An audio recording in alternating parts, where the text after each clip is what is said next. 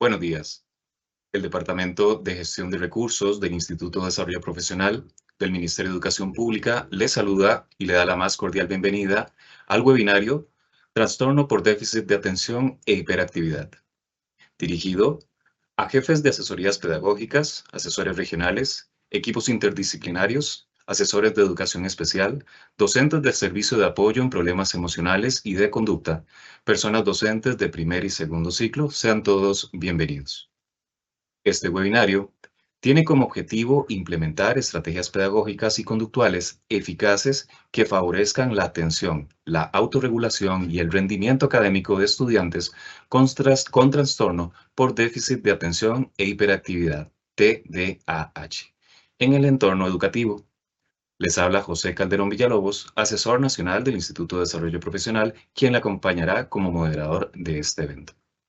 A todas las personas participantes les solicitamos por favor llenar el registro de asistencia por medio del enlace que se facilitará durante el evento. La dinámica iniciará con las palabras por parte de la jefa de Departamento de Gestión de Recursos del Instituto de Desarrollo Profesional. Seguidamente, tendremos la exposición principal sobre el tema Trastorno por déficit de atención e hiperactividad. Y por último, el espacio de consultas y comentarios facilitados durante la charla. De esta manera, damos la bienvenida a la señora Ileana Ruiz Rodríguez, jefa del Departamento de Gestión de Recursos del Instituto de Desarrollo Profesional. Adelante, doña Ileana.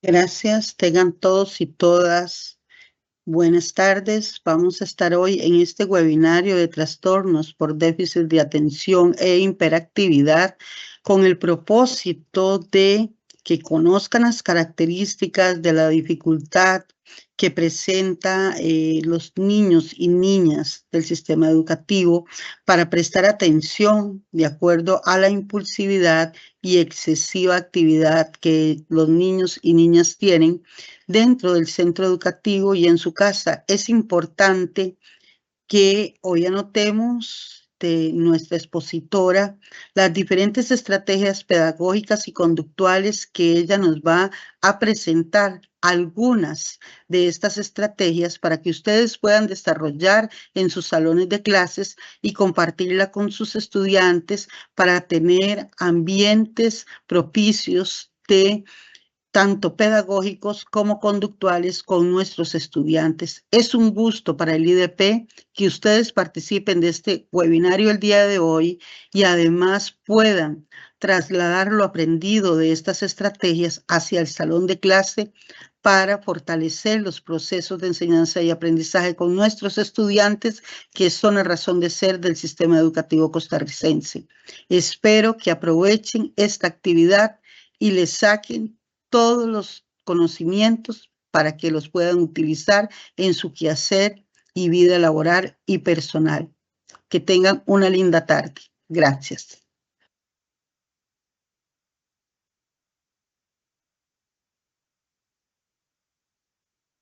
Muchas gracias por sus palabras, doña Ileana, de bienvenida.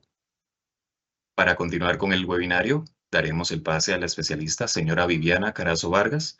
Les recuerdo que durante este webinario pueden compartir sus consultas o comentarios por medio del chat. Adelante, doña Viviana.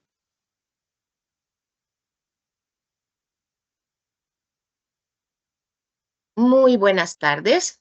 Agradecerles enormemente este espacio para que podamos compartir sobre un tema tan interesante y tan importante cuando buscamos hacer que nuestras aulas y nuestros centros educativos se constituyan en espacios de bienvenida para todas las personas estudiantes. Y cuando sin duda cada uno de nuestros esfuerzos suma y aporta a lo que cada una de estas personitas pueden ir desarrollando y aprendiendo. Nada más para confirmar si ya estamos viendo el material visual de apoyo. Sí. Perfecto, muy bien. Arrancamos entonces y entramos en materia. Antes de hablar del déficit atencional, es fundamental hacer énfasis en la importancia que tiene la atención en todo el proceso de aprendizaje. Precisamente la atención, como lo ilustra esta imagen que tenemos en pantalla, es una de estas primeras puertas de entrada de todos los estímulos que nos rodean, de todo eso que sucede a nuestro alrededor, para que nuestro sistema nervioso lo pueda procesar y lo pueda aprender. Digo una de las puertas de entrada porque casi que a la par de la atención tenemos ese estado emocional, esa ansiedad, esa motivación que al lado de la atención son precisamente esos primeros filtros de todo lo que sucede a nuestro alrededor. De ahí que cuando hablamos de dificultades en las áreas de atención, es un tema que merece posicionarse en un lugar prioritario para precisamente poder responder a las características de cada una de nuestras personas estudiantes y aumentar esas probabilidades de que lo que estamos mediando pedagógicamente sea procesado en esos cerebritos, en esos sistemas nerviosos. Cuando decimos, ok, ¿qué es? ¿De qué se refiere? ¿A qué hacemos alusión cuando hablamos del trastorno por déficit de atención e hiperactividad? Técnicamente, esto se define como la presencia desproporcionadamente elevada para lo esperable según el nivel de desarrollo de síntomas de hiperactividad, de impulsividad y de inatención, y que estas características causan dificultades, retos significativos en al menos 2 entornos vitales de la vida del niño, del joven o del adulto, porque no es una condición, a mí no me gusta particularmente esa palabra trastorno, aunque así está definido dentro de los manuales a nivel mundial. Yo diría más esta condición acompaña a una persona a lo largo de toda la vida. Es un rasgo más de los que están presentes en ese perfil de desarrollo. Y destacamos esto de que son dificultades que se presentan en 2 entornos, porque cuando estamos teniendo, qué sé yo, dificultades específicas en torno a la concentración en las clases de ciencias o en las lecciones de estudios sociales, pero resulta que en las lecciones de español el niño se concentra o el joven se concentra perfectamente bien, ahí no tenemos dificultades, pues nuestra mirada se dirige más hacia las características de esa mediación pedagógica. Si resulta que en casa para estudiar y para hacer tareas y en general funcionar cotidianamente no hay mucha dificultad, pero en algunas lecciones del centro educativo sí, de nuevo volvemos a revisar qué es lo que está sucediendo a nivel de entorno, porque unas características como las del déficit de atención no se limitan exclusivamente a un lugar o con una persona, sino que se presentan de manera generalizada. Para entender bien cómo es que funciona, qué es lo que pasa en el organismo, en el cerebro propiamente, cuando hablamos de déficit atencional, nos vamos primero a el cómo aprenden los seres humanos, absolutamente todos los seres humanos, ustedes, yo, nuestras personas estudiantes, y para eso hablamos de estas protagonistas que son las neuronas, estas células especializadas del sistema nervioso que se transmiten información de una a otra. Esta transmisión de información es la manera básica en la cual las neuronas se comunican y es la forma esencial en las cuales aprendemos. Por ejemplo, y si pensamos en esta imagen que está arriba a la izquierda, y si vemos por ahí la flechita, espero que se vea la que estoy moviendo, la neurona que tenemos a la izquierda. Pensemos que esa neurona está recibiendo un estímulo y ese estímulo podría ser un estímulo visual, auditivo, sensorial, táctil, en cualquier modalidad. Pero pensemos que esa neuronita le estamos enseñando, a esta persona le estamos enseñando ¿qué es el color rojo? Y le planteamos, no sé, estamos en preescolar y actividades de hacer plasticina de color rojo, de pintar con pintura de color rojo. Esa información, esta primera neurona la recibe y le envía ese dato a una segunda neurona. Es algo así como si le dijera, mira, esto que estamos haciendo se llama, o esto que estamos aprendiendo se llama rojo. Y cuando hacemos varias actividades, estas dos neuronitas ya se conectan a la vez. Y entonces llegamos al momento en que pedimos, ok, vamos a buscar, no sé, por la clase objetos de color rojo. Ya estas neuronitas y un circuito enorme de muchas neuronas más que se han ido como reclutando con cada una de esas actividades que hemos estado haciendo, se conectan a la vez, se pasan esa información una a la otra, de manera que se forma, como vemos ahora en la imagen de la derecha, un enorme circuito muy grande de muchas neuronas conectadas juntas que se activan al mismo tiempo cuando decimos, color rojo. Podríamos decir, ya aprendimos el color rojo. Esto significa que tenemos ese grupo de neuronas conectadas, activándose a la vez cuando reciben ese estímulo del color rojo. Lo que sucede entre esas neuronitas que tenemos reflejado aquí en la imagen de abajo, y en particular el tiempo en que permanecen conectadas, es algo muy importante para entender lo que pasa en el déficit atencional. Entonces, con estas imágenes en mente, de que vamos a estar hablando de lo que sucede cuando las neuronas se conectan y forman esos circuitos enormes, y que vamos a profundizar en esto que pasa entre dos neuronas para entender el déficit atencional, nos vamos a este dibujo que es un poco más esquemático y que aunque inicialmente pareciera como muy complicado, el asunto no es tan complejo. Digo, si lo tratamos de hacer sencillo. En esta que tenemos aquí de color amarillo, esa sería la primera neurona, la que en un principio teníamos a la izquierda, ahora la tenemos arriba, y esta que está de un color como más verdecito, esta sería la segunda neurona, la que recibe el mensaje. ¿Cómo se envían ese mensaje? Porque la primera neurona tiene estas vesículas, esos como saquitos que están llenos de neurotransmisores. Esos neurotransmisores son los mensajeros químicos de la información.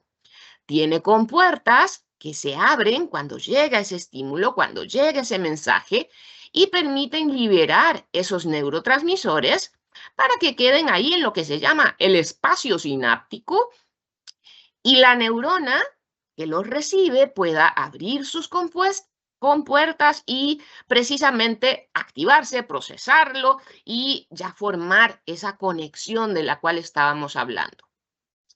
Tenemos muchísimos neurotransmisores diferentes, pero en particular dos que son fundamentales en esto de la atención. La dopamina, que es del que vamos a hablar, y otro que se llama la norepinefrina, que funciona más o menos de la misma manera.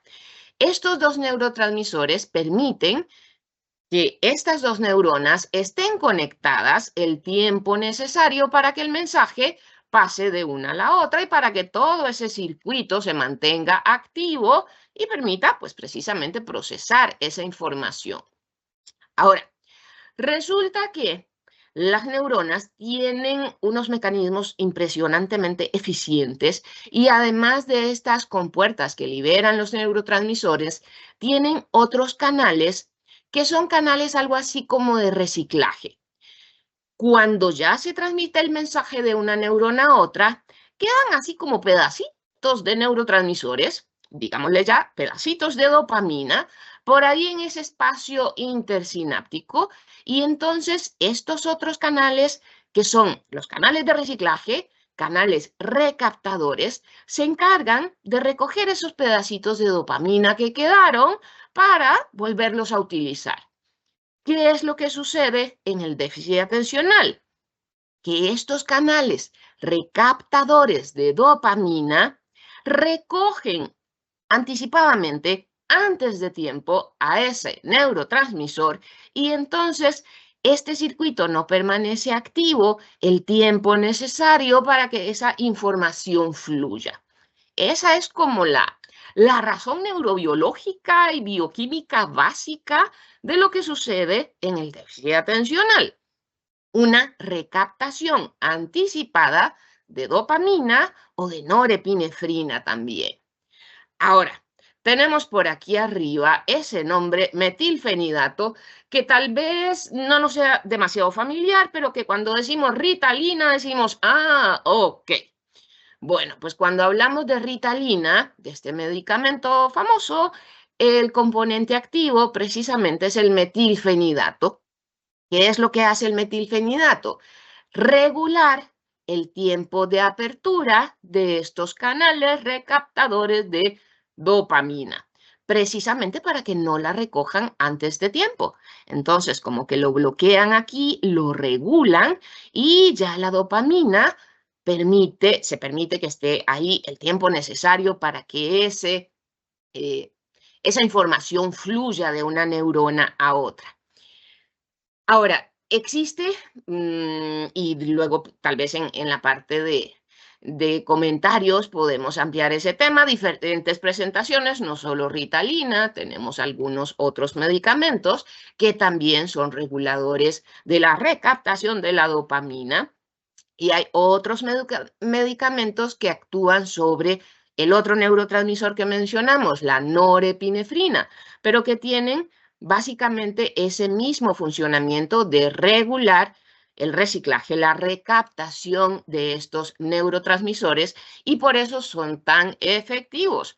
No existe, digamos que evidencia científica sólida de que otros tratamientos, otras intervenciones alternativas funcionen con este nivel de detalle de regular esa recaptación. En el caso del metilfenidato, aunque por lo general las cajitas dicen que es un medicamento excitatorio del sistema nervioso, realmente lo que funciona es como neuroregulador de la recaptación de estos neurotransmisores. Entonces, cuando hablamos de una persona estudiante con déficit atencional y pues, el diagnóstico está bien hecho y realmente tenemos todas estas características, estamos asumiendo que esto es lo que sucede a nivel neuronal, que no es que no quiera concentrarse, que no le dé la gana poner atención, que sea nada más el reto o el desafío sino que realmente tenemos un sistema nervioso que funciona diferente. Y resulta que no es solo eso que sucede a nivel de neurotransmisión, sino que a lo largo de los años, porque el déficit atencional viene siendo estudiado desde 1950 aproximadamente, se han realizado múltiples estudios que nos vienen aportando cada vez más información. Este que vemos a la izquierda era alguno de los principios básicos que nos decían, ok, como cuáles son las zonas principales a nivel del encéfalo. Y digo encéfalo porque el cerebro sería solo esta partecita que vemos así como con las arrugas en blanco y negro, pero el encéfalo, que participa todo en el hecho de poner atención, implica además al cerebelo, que es como un cerebro chiquitito que tenemos ahí en la parte posterior, y al tallo cerebral. De estas partes básicas que se empezaron a estudiar, se le han ido sumando otras muchas que vemos aquí en la imagen de la derecha, que el objetivo es precisamente el que seamos conscientes de que existen muchas zonas, aquí las vemos en color, funcionando de manera ligeramente distinta, que tampoco es posible afirmar en todas las personas con déficit atencional, estas zonas funcionan de X o Y manera. En todas las personas con déficit atencional vamos a tener dificultades, por ejemplo, en las famosas funciones ejecutivas, localizadas aquí en esta parte frontal del cerebro, hacia donde se dirigen la mayoría de las flechitas, sino que son áreas que están en estudio y que deben de funcionar como una orquesta, todas coordinadas para realizar algo que consideramos a veces tan básico como el concentrarnos en algo, el focalizarnos en algo. En síntesis, es bastante complejo cuando hablamos ya en términos de qué es lo que sucede con la atención y con la desatención en términos del sistema nervioso.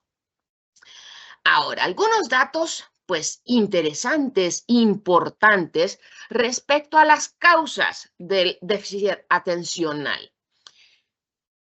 Aparentemente, y en los últimos estudios, el elemento genético, es decir, la heredabilidad, se presenta hasta en un 80% de los casos cuando uno hace esas entrevistas con papá o mamá o familiares directos. Es muy frecuente encontrarnos con que existen rasgos que se comparten.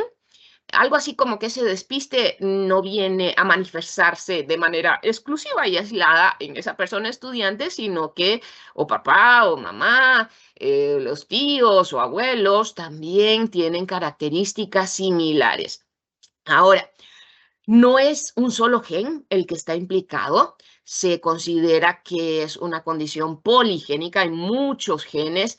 En particular, hay 12 pedacitos específicos de ADN que se están profundizando en relación con la probable causa con el déficit atencional, pero las mayores direcciones se enfocan a que hay combinaciones de grupos de genes y diferentes elementos del ambiente que pueden generar en características que observamos en esta condición.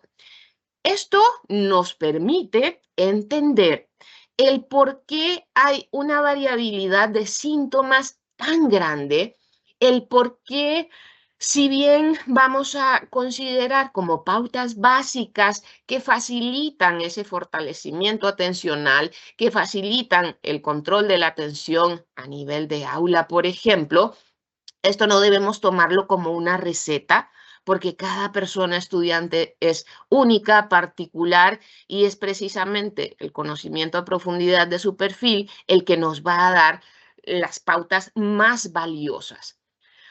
Otro elemento que ahorita vamos a abordar es la comorbilidad en el déficit atencional. Casi que lo más raro es encontrarse una persona estudiante que tenga un déficit atencional así como puro, aislado, solito.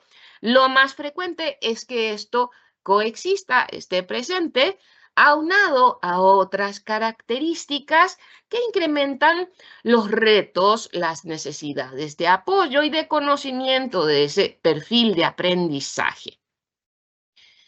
Como factores ambientales que podrían influir en esta manifestación del déficit atencional, hay múltiples elementos que han sido y siguen siendo objeto de estudio, desde factores que pueden afectar el proceso de gestación o que pueden darse alrededor del nacimiento, como la prematuridad, el uso de oxígeno, el bajo peso al nacer, la exposición a diferentes sustancias, la edad de la madre, incluso el estrés, los niveles de cortisol de la progenitora durante el embarazo, si consumió X fármacos o drogas. Son muchos elementos que pueden influir en alguna medida en esta presencia o manifestación o expresión del déficit atencional.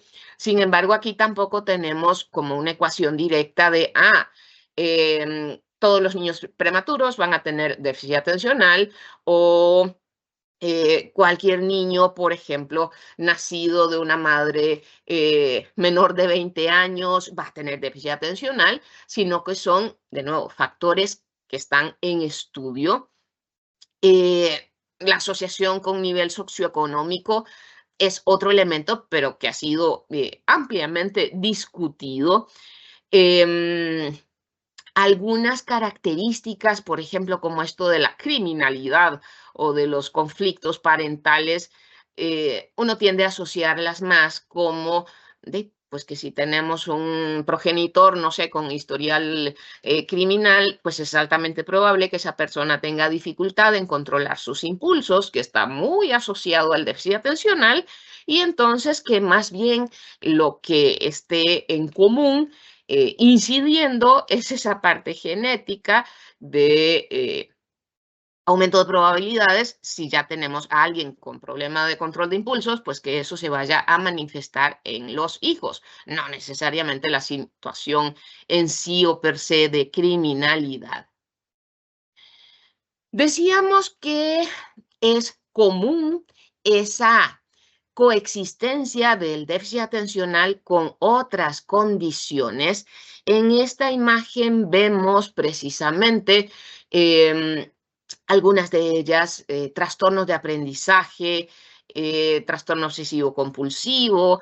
Ahora ya se le suma el famoso y que tenemos también en boga y con una alta prevalencia de diagnósticos, el trastorno espectro autista o trastornos de ansiedad, trastorno negativista desafiante. En esta otra imagen, que aunque es de un estudio hace ya más de 20 años, sigue estando completamente vigente, en donde vemos que aproximadamente el 31% de los casos de personas con déficit atencional, eso se presenta de manera exclusiva, que es muy frecuente que esté aunado a algún tipo de trastorno de ansiedad, que hay muchos distintos.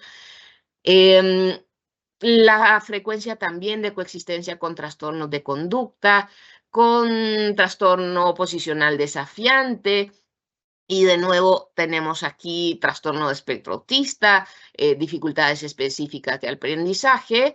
Eso es prácticamente lo común, y como este autor destacaba, si pensamos, yo no diría solo en una persona con déficit atencional, pero si escarbamos ahí en el perfil prácticamente de cualquiera, esas dificultades escolares, dificultades a nivel familiar, personales, afectivas, estarían presentes en la mayoría de los casos.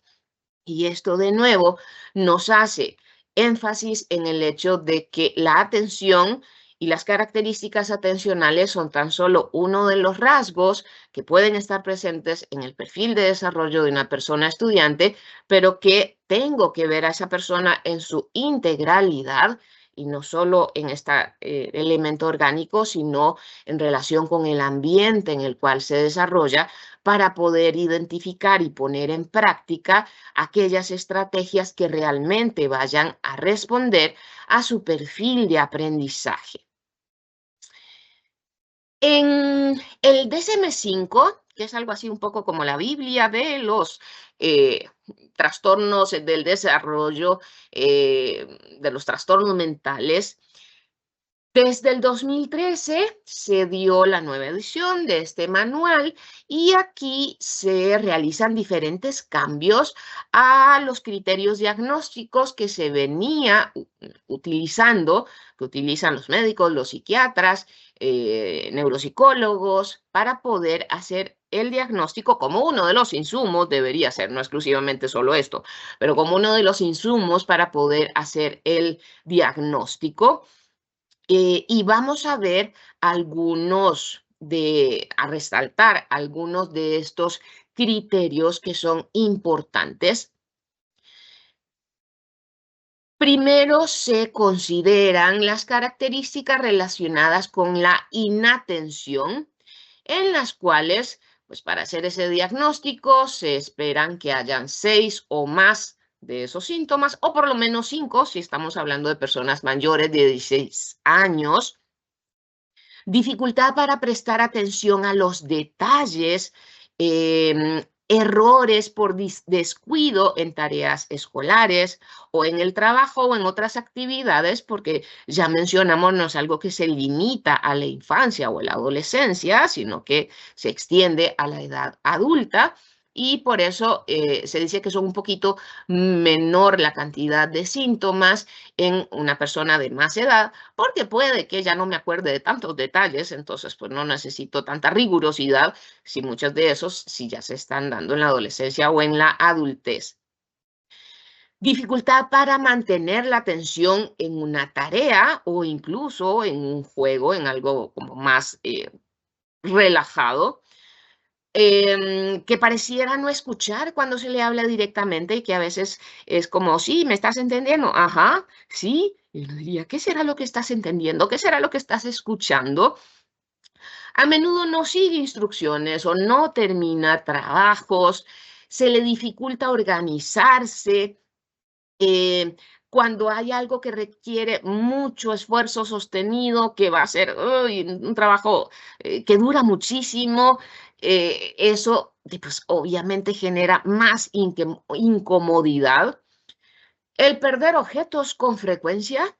eh, Me acuerdo yo aquí durante muchos años, por ejemplo, a mi hija no eran de los lápices exclusivos del curso lectivo, sino que tenía que comprar cajas porque a veces se iban hasta media caja de lápices por semana, porque aquello era como si desaparecieran y yo decía, no estoy proveyendo de lápices a todo el centro educativo, pero las cosas se perdían muy fácilmente. Ella tiene características de déficit atencional.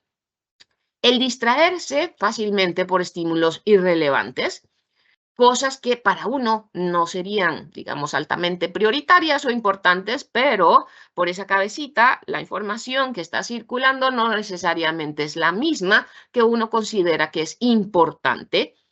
Y a veces cosas que podemos identificar como descuido, como eso que le hizo a la carrera, o de si no se esforzó suficiente, esto vienen siendo elementos que se ubican dentro del rubro de inatención. Dentro de la hiperactividad e impulsividad, encontramos ese movimiento excesivo, ese como estar, no sé, a veces da la impresión como conectados en 220, no andamos en 110, sino que es como estar ahí sentado en un hormiguero, un movimiento constante de manos, de pies, de revolverse en la silla. Pero algo que es, como se decía al principio, completamente desproporcionado a lo que se espera en ese momento, porque cuando uno observa un grupo en una escuela, rarísimo es, y uno diría más bien es extraño, un niño que esté completamente quieto, que no mueva constantemente los pies, que no se mueve en la silla, etcétera. No todos tenemos ese tipo de actividad, incluso si nos autoanalizamos en este momento, pues algo tenemos que estar haciendo con las manos, con los pies, para facilitar esa focalización, pero los niveles de movimiento excesivos, a eso es hacia lo que se refiere de aquí, el estarme poniendo de pie continua y constantemente, salgo corriendo o salto excesivamente cuando no es el momento de hacerlo. Si son juegos tranquilos o el estar, por ejemplo, viendo tele, sí estoy viendo tele, pero también estoy en ese constante movimiento y no me estoy quieto y generalmente también estoy comentando tanto de cosas, no sé, de la película como de lo que se me pasa por la cabeza alrededor y entonces para los otros tampoco es muy fácil concentrarse.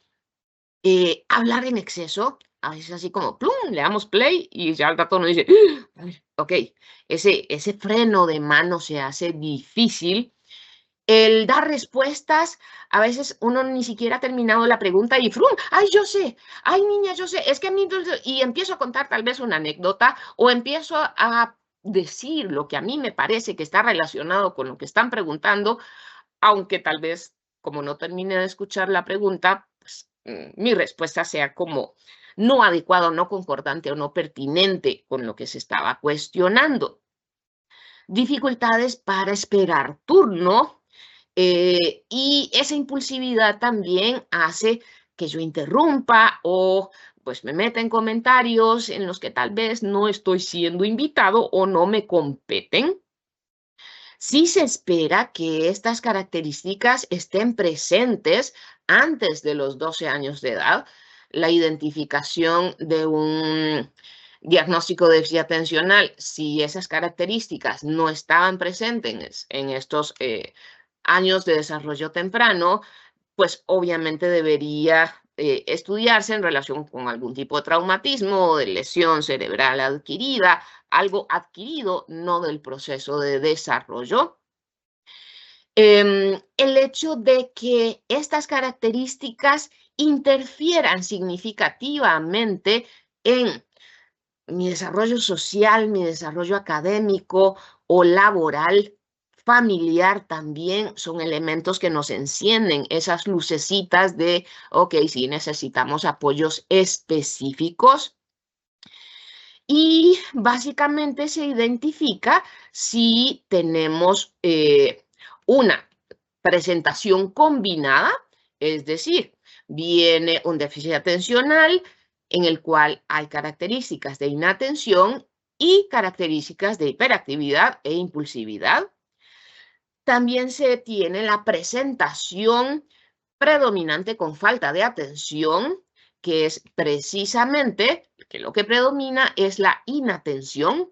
Aquellos estudiantes que están ahí, pero su cabecita anda en otro lado y toda esa inquietud motora no necesariamente se está manifestando, que a veces son chicos y chicas que pasan un poco desapercibidos porque no habla mucho en clase, no se está moviendo de un lado para otro y está ahí, no genera aparentemente como mucho reto, diferente a aquel que le cuesta controlar más los movimientos generales, ese control de impulsos, pero que requiere de igual forma apoyos específicos. O podemos tener la tercera presentación, que ya ahora se usa el nombre de presentación en lugar del tipo que se utilizaba anterior al 2013, de déficit atencional predominantemente hiperactivo impulsivo, en donde, a diferencia del segundo tipo de presentación, aquí lo que predominan son los rasgos de hiperactividad e impulsividad y no necesariamente tenemos todos esos síntomas de inatención.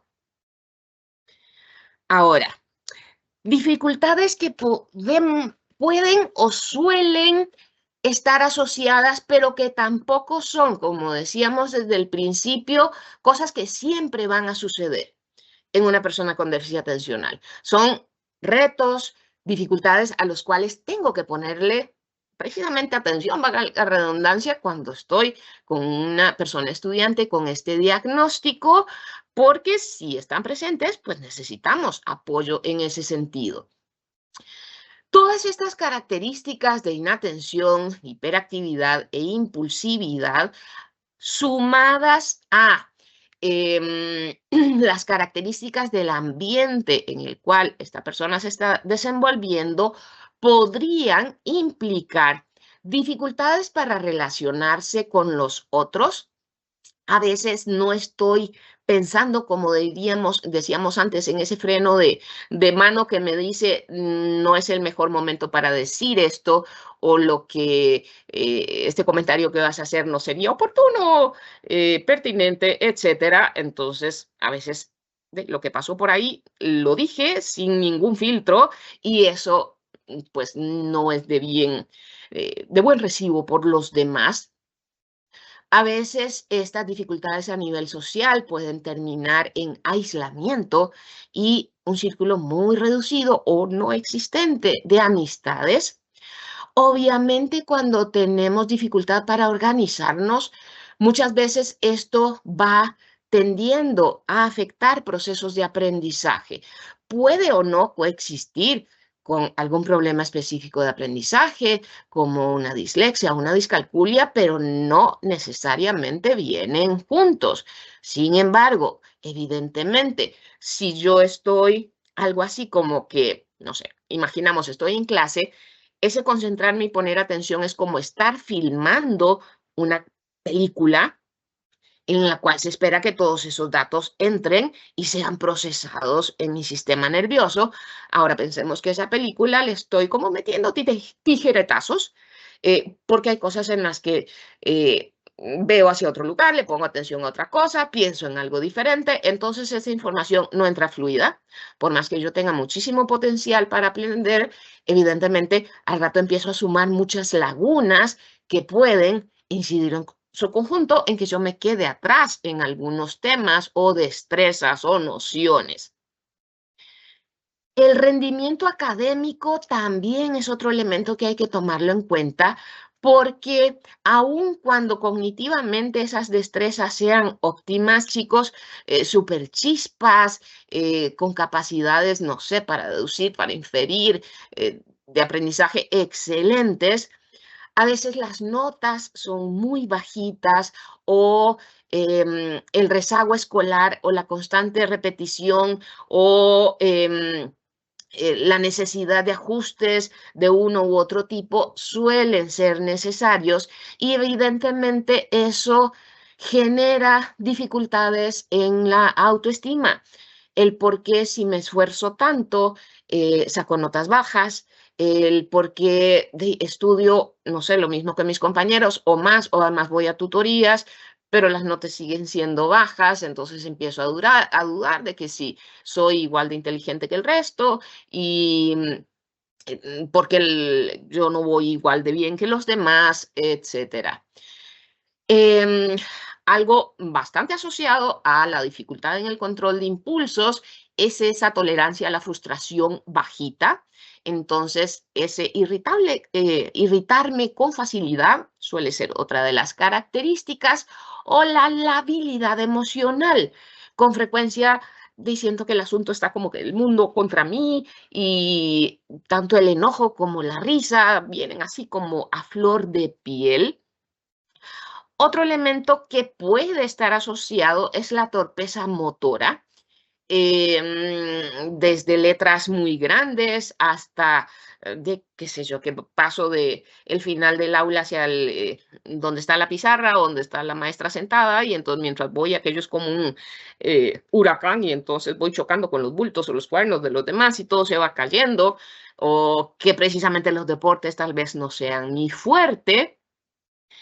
Que cuando voy a expresar las cosas, tengo tantas ideas ahí en esa cabecita que entonces el ordenarlas se hace difícil y a veces entonces digo cosas que tal vez no tengan sentido o vienen como ideas revueltas porque ese orden de esa planificación de lo que voy a decir podría ser un poco distinto.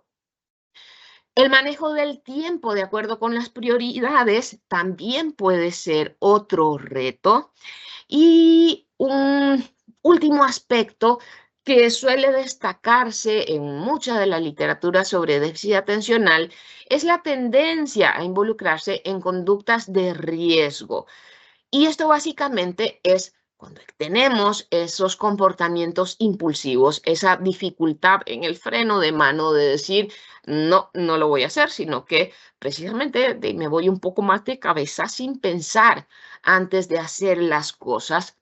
Pero esto se refiere, y aquí es importante tenerlo claro, que esta tendencia aumenta significativamente y es mucho más clara cuando no existen apoyos, cuando no se da esa intervención farmacológica en el perfil de alguien que tiene dificultades en el control inhibitorio de impulsos y dificultades a nivel de hiperactividad.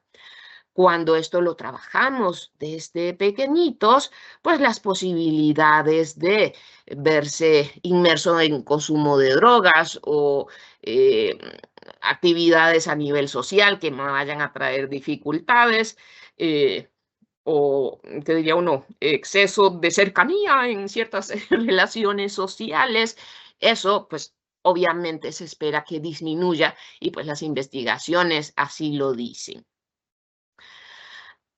Ahora, cuando empezamos a hablar de cómo apoyamos, hemos hecho hasta aquí un recorrido por esas características principales, tanto a nivel de diagnóstico como de rasgos que suelen estar asociados en el déficit atencional. Pero cuando ya decimos, ok, muy bien, tengo a este estudiante con este diagnóstico y este perfil atencional y este perfil de comportamiento, ahora, ¿qué hago?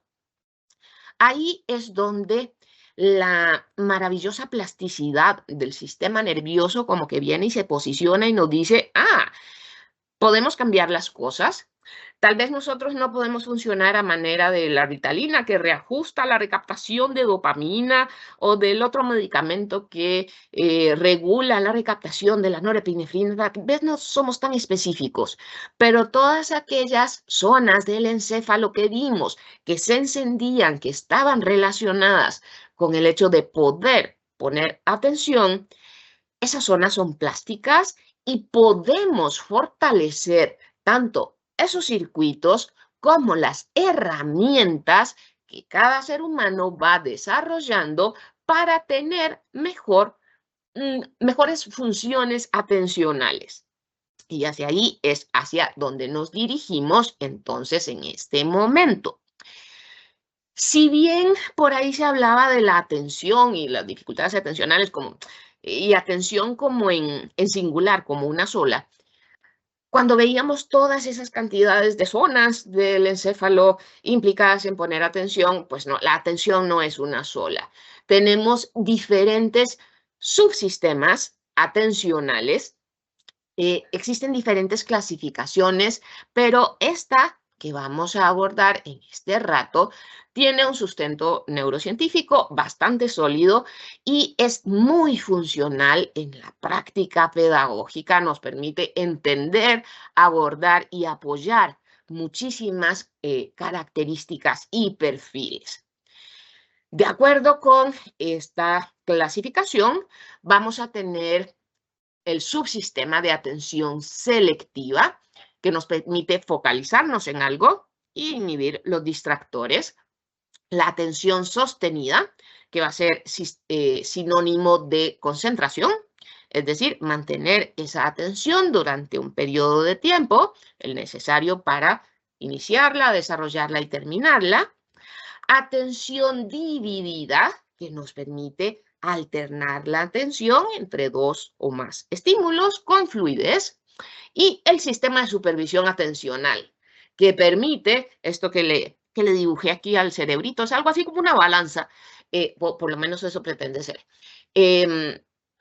Lo que permite es mantener un equilibrio en la atención que se le dirige a lo que pasa fuera de mi organismo y a lo que sucede adentro.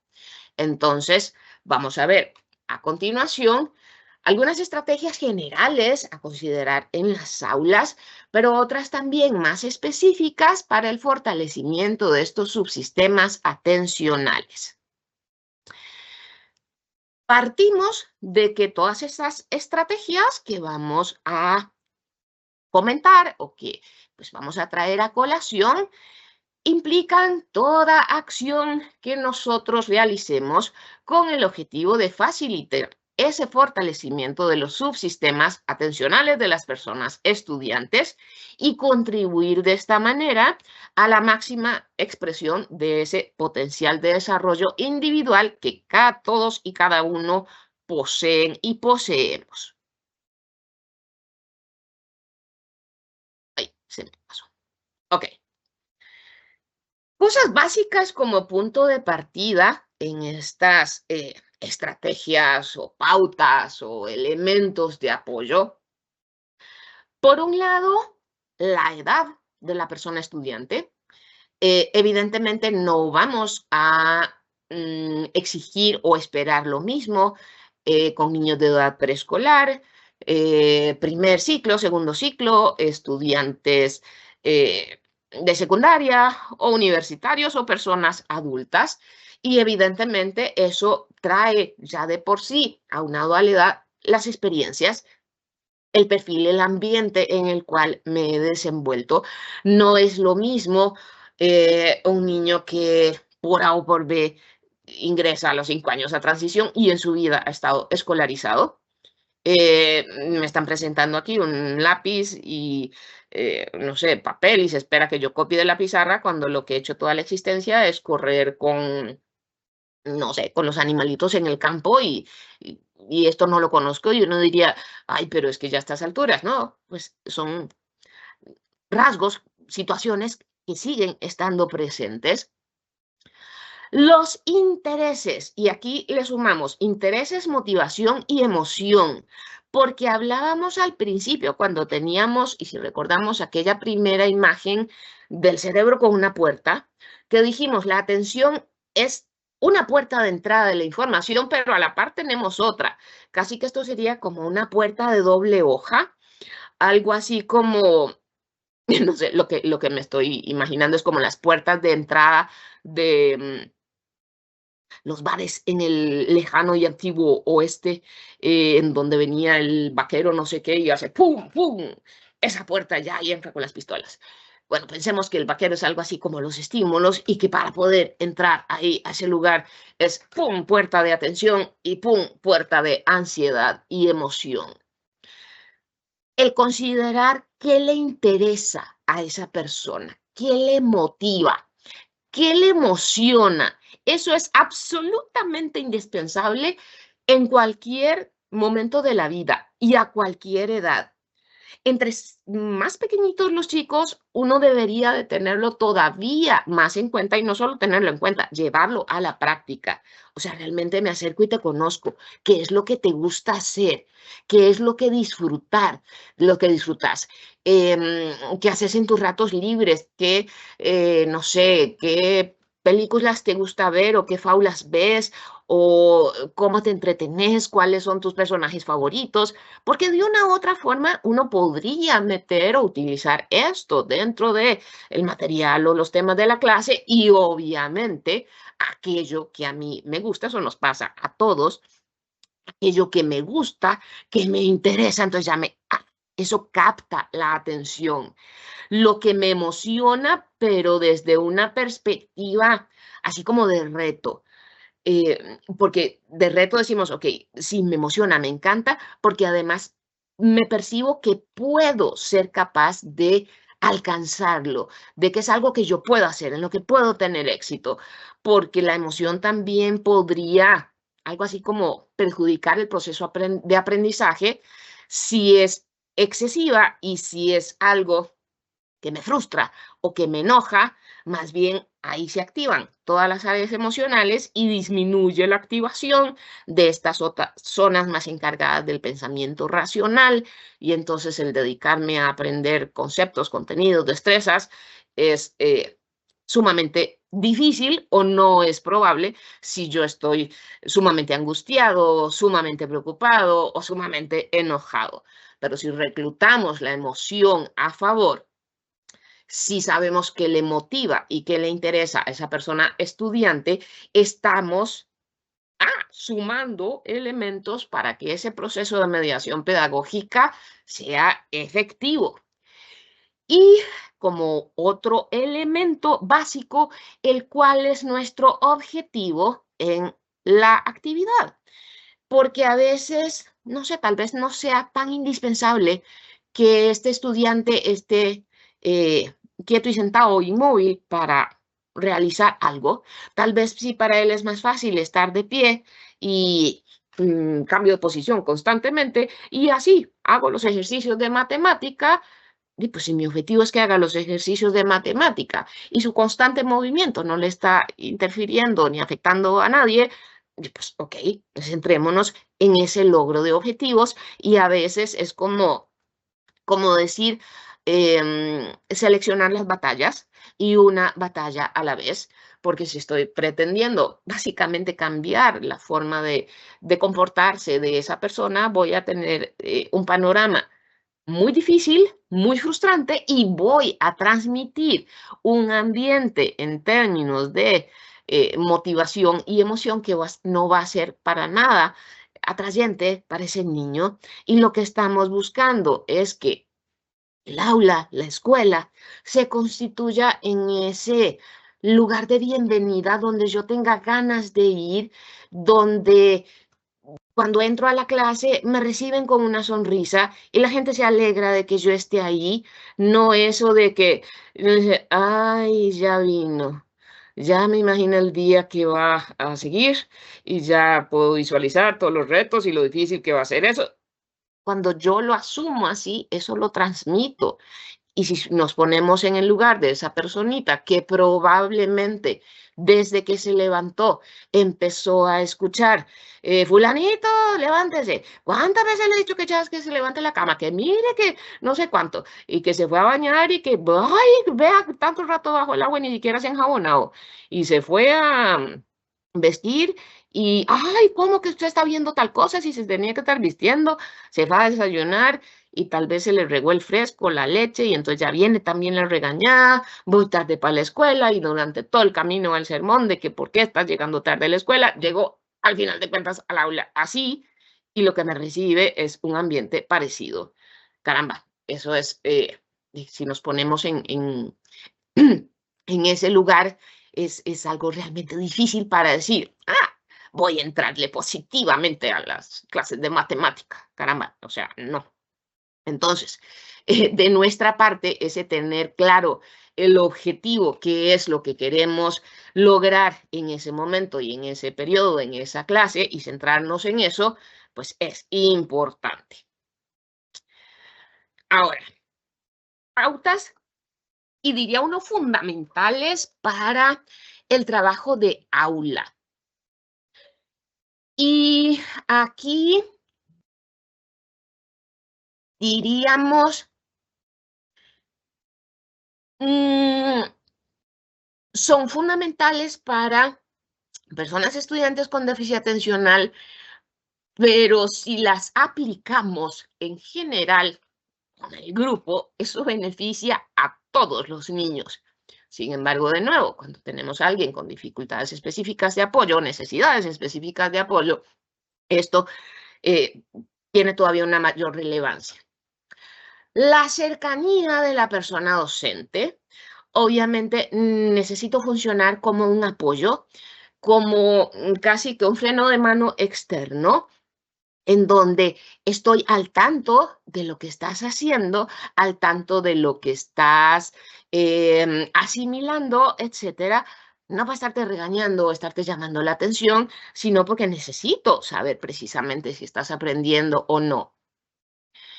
Esa ubicación estratégica en el aula, cerca del lugar donde se está realizando la mediación pedagógica, pero esto no implica el que yo me lo vaya a sentar en un pupitre aparte, a la par del escritorio de la maestra, y entonces lo tenga ahí así como de llaverito, haciendo una separación espacial significativa en relación con el resto de los niños del aula, no. Esa ubicación estratégica es, ok, que estés de frente, que estés cerquita, que estés al lado, por ejemplo, de compañeros que faciliten el que te concentres. Y si te cuesta mucho, no sé, mantenerte en silencio y te encanta estar hablando, pues no te voy a poner a la par de otros compañeros que también les encanta estar hablando. Muchas veces ese apoyo del compañero que me dice a la par, mira, seguí, ay, mira, tal y tal cosa, eso es muy efectivo. El acordar previamente claves sutiles para atender. Esto con el fin de evitar esa cuestión de estar llamando la atención. Fulanito, tal y tal cosa. Fulanito, deje de hablar. Fulanito, ya terminó. Fulanito, qué tal cosa. Y ese fulanito que ya se le ha llamado la atención un montón de veces en la casa y a lo largo de tal vez una lección es como evidente y cansado para todo el mundo. Pero podríamos decir, ok, cuando yo me acerque y te haga así en el hombro, eso va a significar que estás conversando mucho o que tenés que volver a lo que estás haciendo en el cuaderno o en la ficha o en la actividad en general. Entonces vamos a tener entre nosotros una clave para recordarte que hay que concentrarse más o que te estás dispersando. El disminuir los distractores que tengamos en el entorno de la clase. El hecho de que cada elemento que está en la pared, por ejemplo, tenga una razón de ser. A veces no sé, con las ganas de que todo esté muy decorado o de llenar las paredes. Hay muchísimos estímulos distractores que para aquel que le cuesta concentrarse, precisamente le aumentan el nivel de dificultad. Entonces, no necesariamente tienen que ser paredes así como peladas en blanco, pero que cada cosa que tengamos ahí tenga su razón de ser. El utilizar material claro y directo.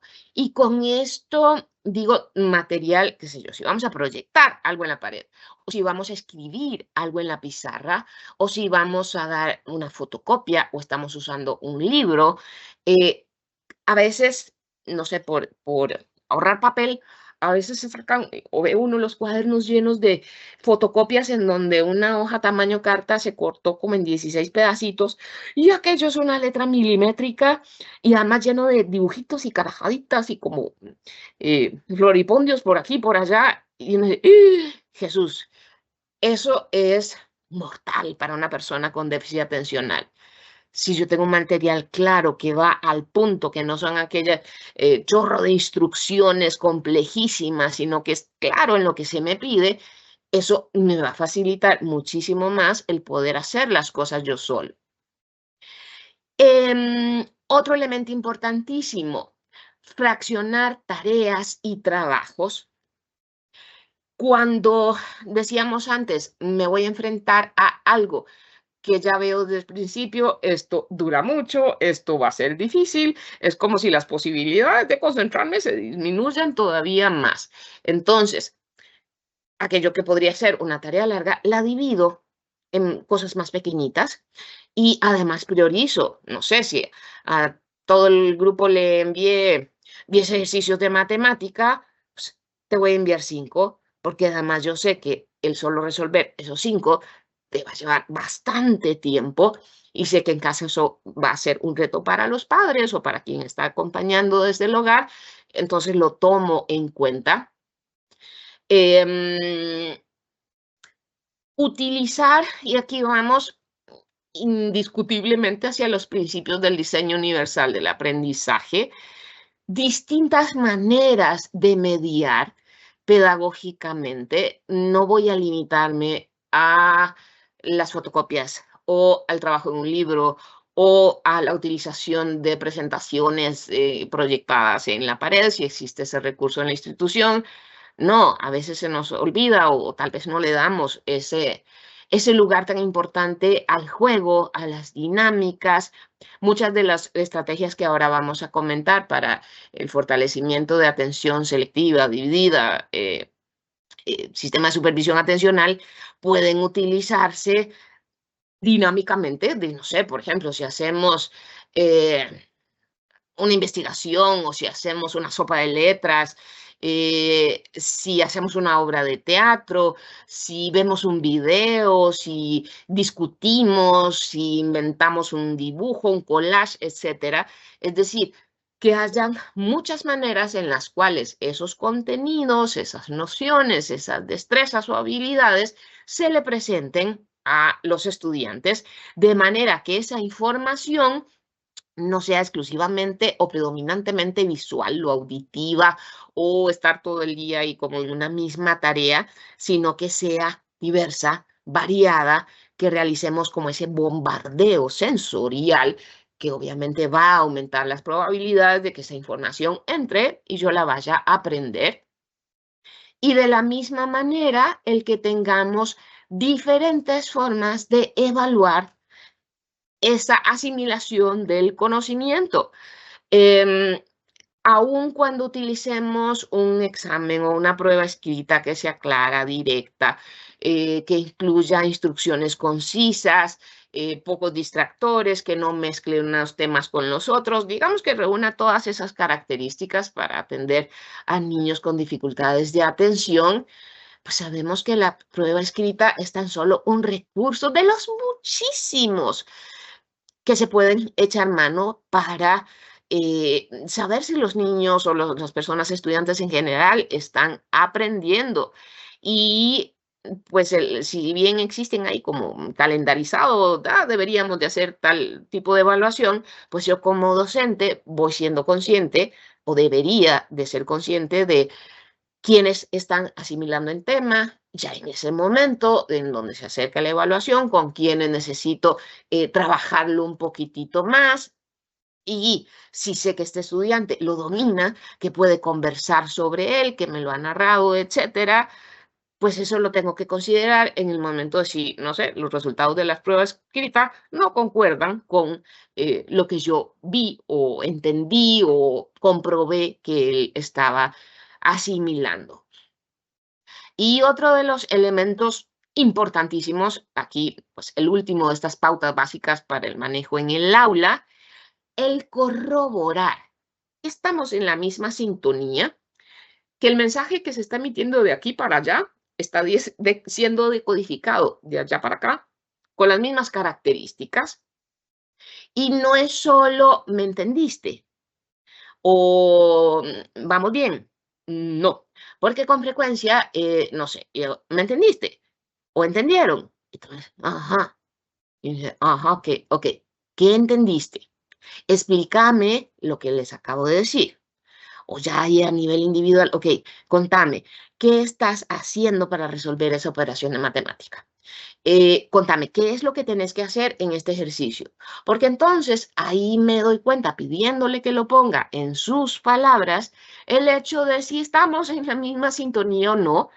Por un lado, los chicos van aprendiendo a que cuando uno dice, ¿entendiste? No es solo decir sí, sino que me van a preguntar qué fue lo que entendí. Entonces, aumento las probabilidades de que se concentren porque saben que viene por ahí la pregunta, que no es así a manera de regalo ni de acribillar así como el interrogatorio, sino es, ok, contame qué, para poder entender por dónde andas pensando, si existe alguna duda o si existe alguna información que yo pensé que se había transmitido con claridad, pero que no se recibió de la misma manera desde el otro lado. Ok, y pensando ahora sí, específicamente en esos sistemas atencionales. Ejercicios o pautas o actividades que nos permiten ese fortalecimiento específico. Asumamos que ya estoy conociendo a Juan y entonces ya me doy cuenta de las características que tiene Juan y veo que a Juan se le dificulta esa atención selectiva, que el focalizarse en lo que es prioritario en términos de ambiente, para Juan es difícil porque constantemente se está distrayendo con otros elementos que no deberían ser tan importantes. Cuando nos encontramos ese tipo de perfil, entonces nuestros esfuerzos a trabajar con esta persona suelen enfocarse como en dos direcciones. Chicos en los que tal vez andan mucho así como por lo general por el ver de vistazo y el poder identificar los detalles es difícil, o chicos más bien en los cuales se focaliza mucho en pequeñitos detalles de los materiales. Ahora vamos a ver algunos ejemplos y entonces hay que trabajar hacia ampliar ese foco atencional. Estos dos suelen ser como los objetivos fundamentales cuando realizamos esa mediación pedagógica enfocada hacia el fortalecimiento de la atención selectiva. Cuando necesitamos fortalecer, primero, amplitud del foco atencional, es decir, no sé, pensemos, la persona se focaliza, nos enseñamos esa imagen y ¿qué estás viendo en la imagen? Una bola de básquet en lugar de unos muchachos jugando básquet. Me fijo muchísimo en los detalles, cosa que suele ser un rasgo también de procesamiento perceptual en el TEA, en el trastorno de espectro autista.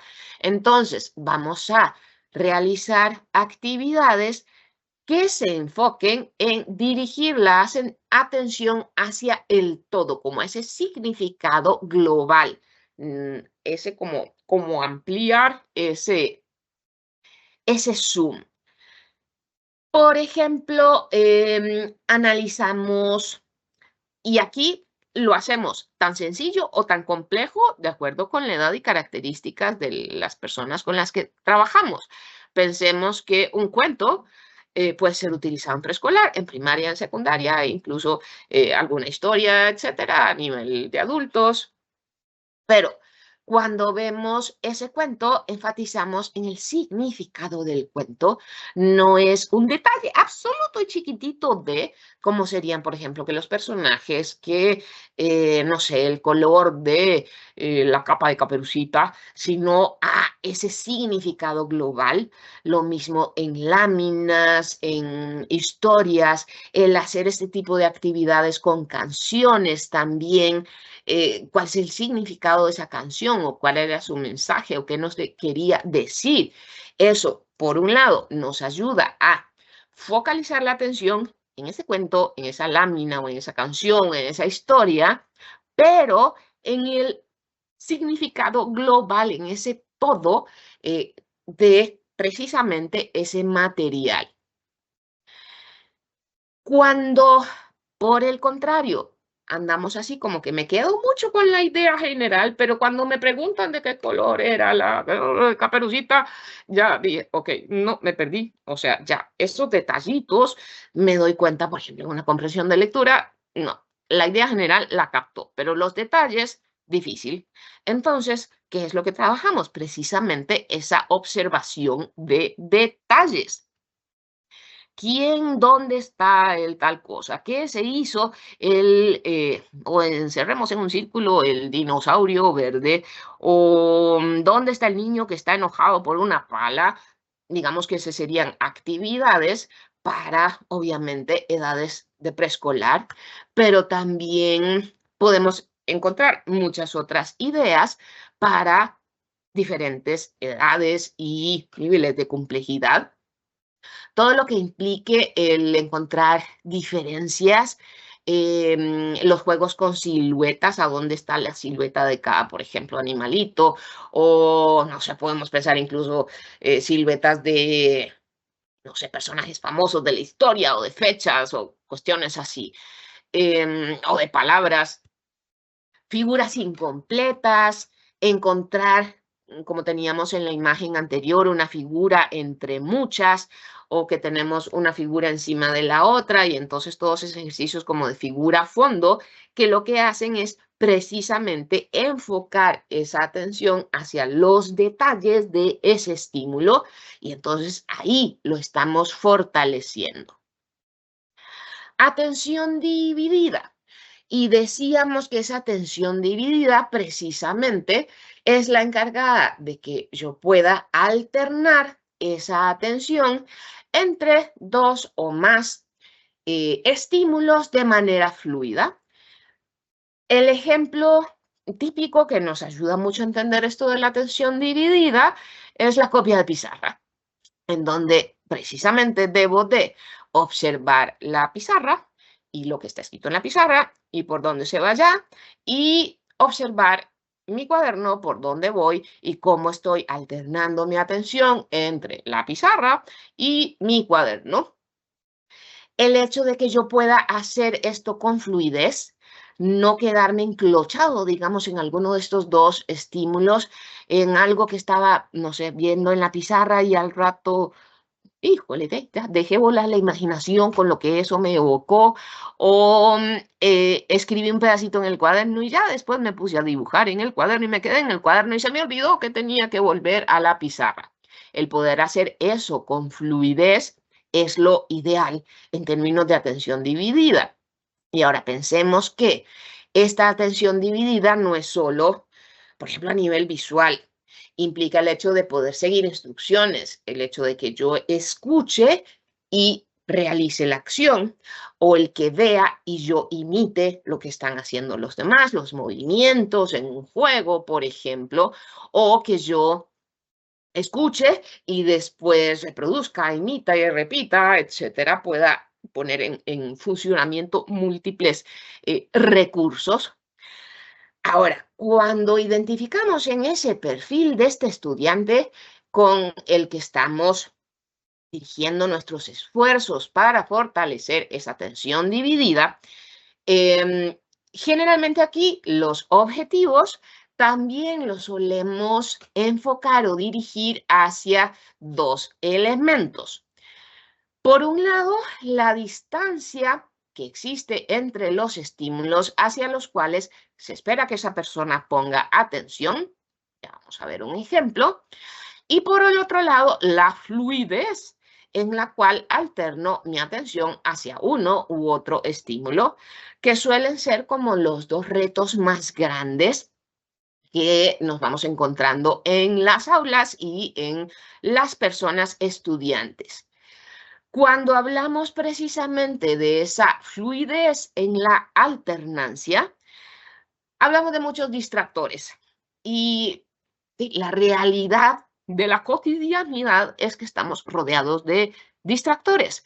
Y entonces, mientras realizo una cosa y estoy tratando de concentrarme en esto, hay muchas otras que están sucediendo. A veces, no sé si pensamos en, no sé, uno alistándose en la mañana para ir a trabajar y ojalá con chiquitillos en la casa, y si estoy haciendo el desayuno, al mismo tiempo me estoy terminando de arreglar yo y hay que sacar la basura y entonces estoy también sacando la basura y si tengo mascotas hay que darle de comer a la mascota y al tanto de que la otra persona se esté vistiendo y que se vaya, termine el desayuno, que se lave los dientes, que vea tal, y no sé, llamaron y tengo que llevar tal cosa que no se me olvide, o sea, esa atención dividida en muchas demandas suele así como multiplicarse al máximo, pero evidentemente necesito fluir de una cosa a la otra y ojalá terminarlas. Entonces, precisamente en esa fluidez, en el tener claridad, qué es lo que debo de hacer y priorizo, no me lleno de tantísimas exigencias como el ejemplo que estaba poniendo. Ok, ¿qué es lo que tenés que hacer? ¿Cuáles son esas pautas? Subdivido la tarea en pasos alcanzables, pequeñitos, concretos, sencillos, directos. Entonces, eso va a ayudar muchísimo.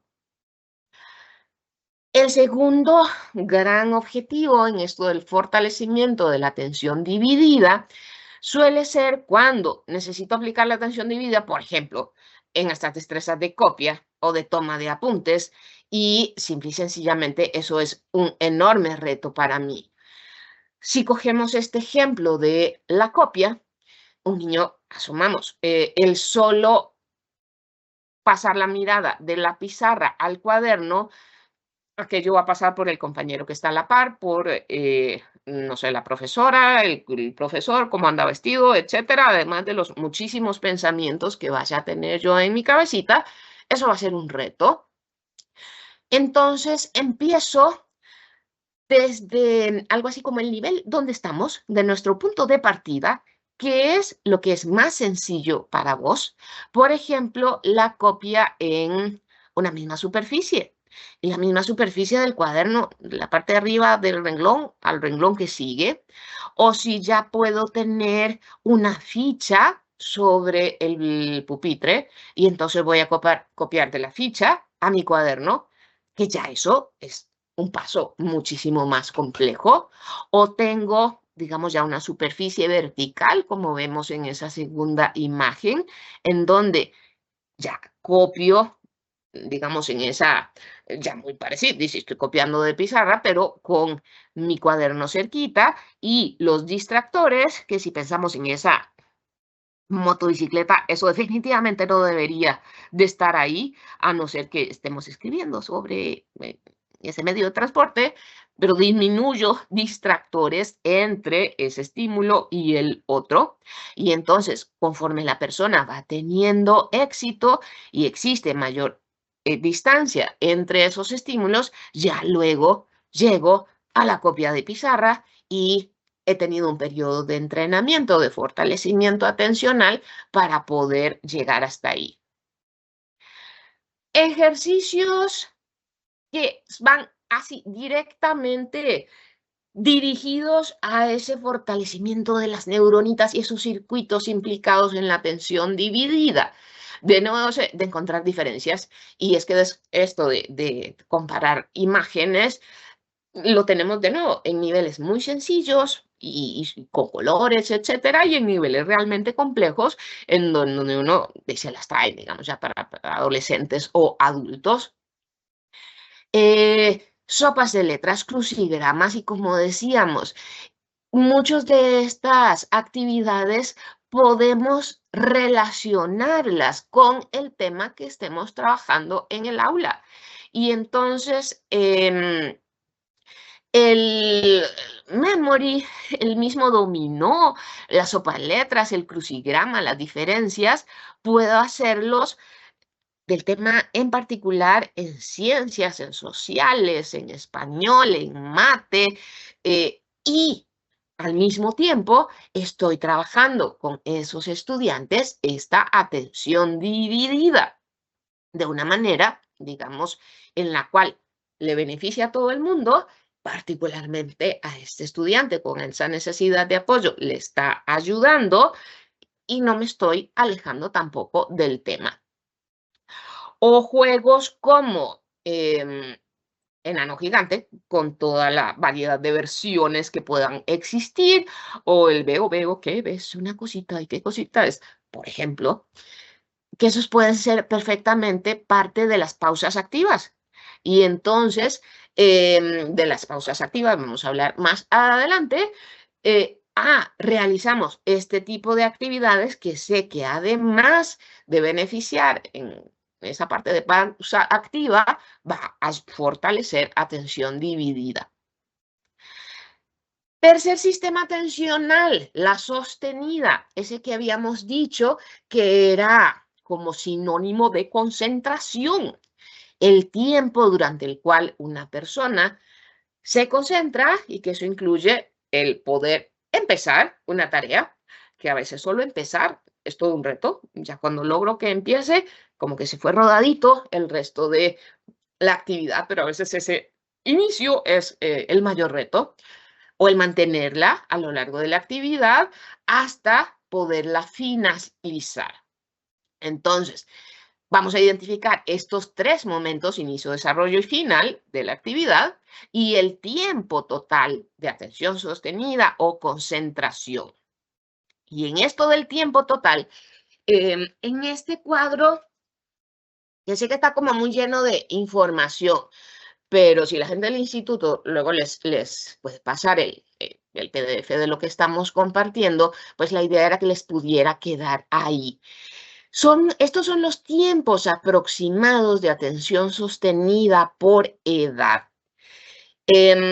Y digo tiempos aproximados porque no hay que tomárselos literales ni como un rango así fijo si estamos evaluando atención, concentración, porque hay muchos elementos que hay que tomar en cuenta precisamente en esa concentración.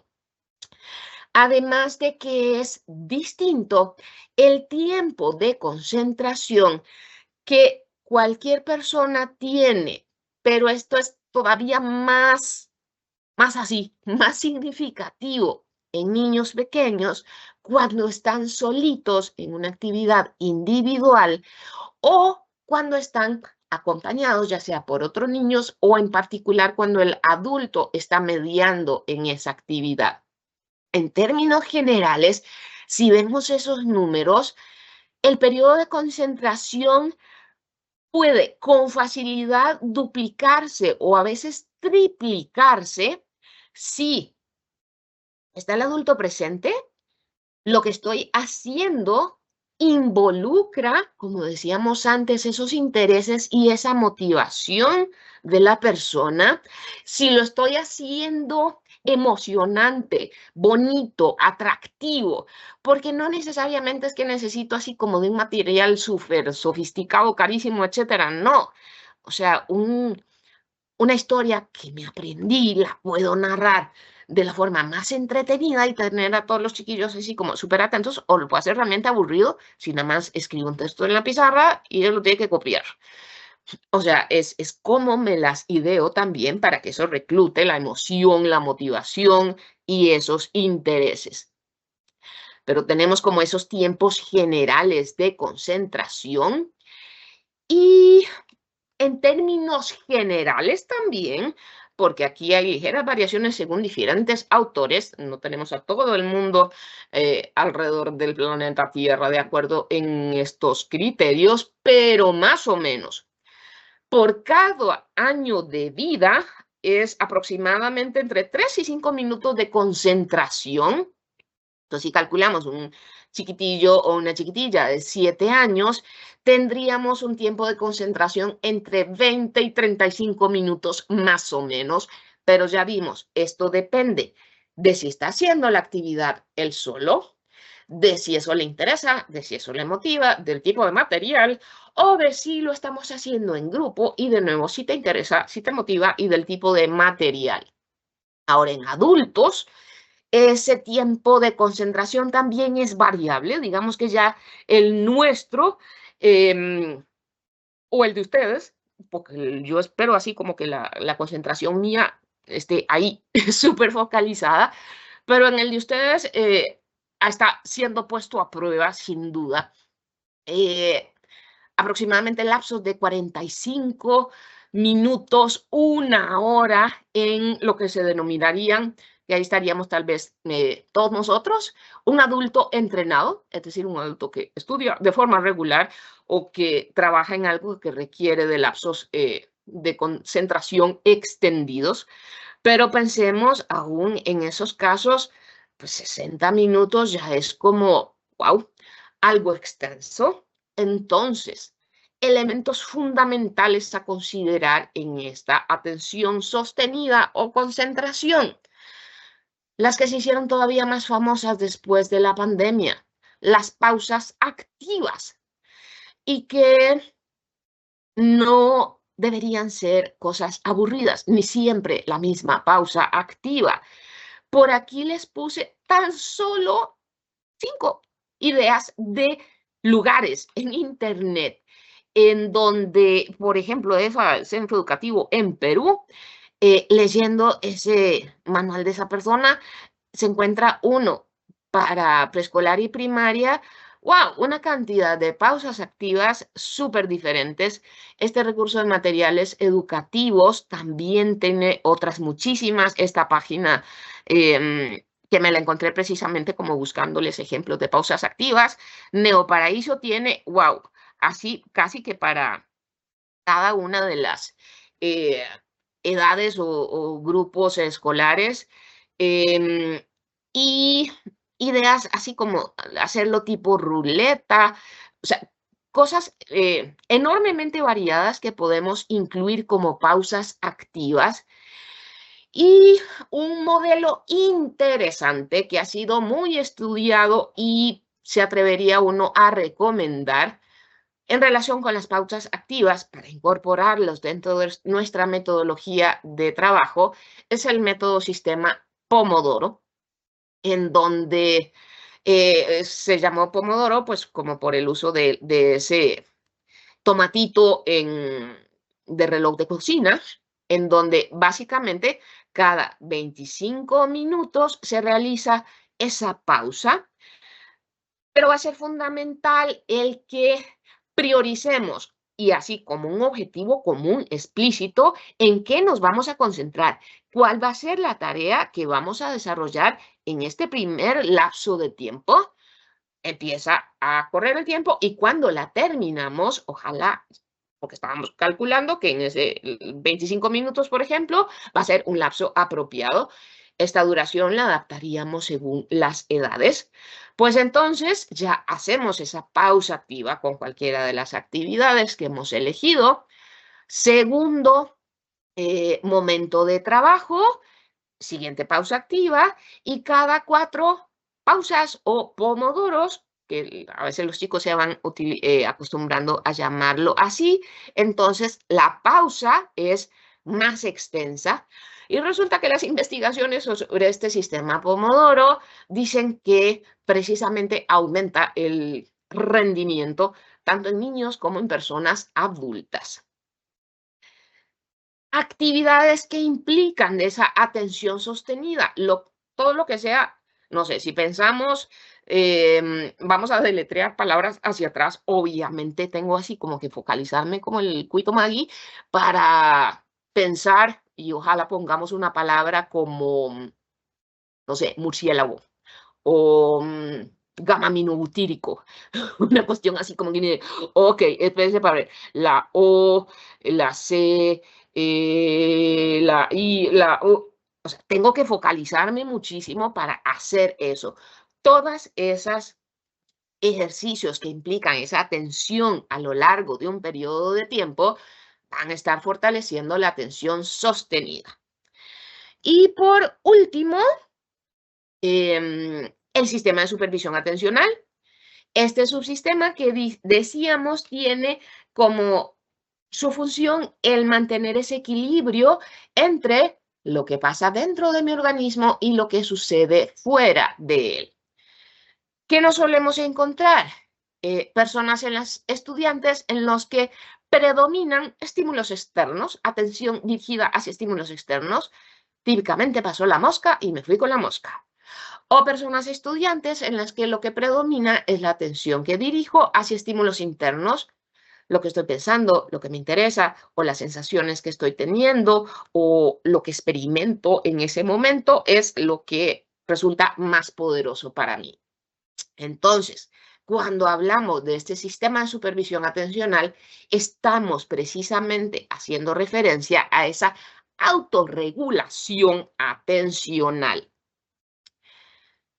Cuando lo que tenemos en el perfil de esa persona estudiante es un predominio de la atención dirigida a estímulos internos, tenemos por delante una batalla seria, competir con lo que a esta persona le interesa y que a veces no siempre es compatible con lo que está sucediendo alrededor. Entonces tengo que convertirme y convertir mi clase y la mediación pedagógica algo así como en el neón más llamativo, lo más emocionante, lo más lleno de esos elementos de emotividad y de felicitación y de estímulo para que precisamente este tema que podría ser aburrido se convierta en lo más bonito e interesante del mundo, que básicamente esa sigue siendo nuestra labor. Y entonces ya esto adquiere un papel básico por encima de esos estímulos internos, que tal vez no sé si el pellejito, la sensación o el otro pensamiento que tenía, logro absorberlo dentro de lo que estamos haciendo en la clase. Cuando lo que predominan son los estímulos externos, todo lo que sucede alrededor me distrae, o la mayoría de las cosas me distraen. Entonces, ¿qué funciona ahí? Precisamente estrategias para favorecer el autocontrol. Las listas de tareas, el que yo tenga claridad y por escrito qué es lo que voy a hacer en este periodo de tiempo y que vaya marcando cuando lo voy logrando, y que esto lo puedo marcar en dibujos, en pictogramas, en listas de tareas escritas de diferentes formas. Los relojes de parar, pensar y analizar, que podría ser también cada cierto tiempo, ¡pling!, algo suena, nos detenemos y vemos si estamos realmente enfocados en la tarea, si estamos realmente haciendo lo que nos habíamos propuesto, y voy viendo qué tipo de apoyos necesito para cumplir con esas tareas o cómo debo de modificar esas tareas para que sea más sencillo para la persona estudiante cumplirlas.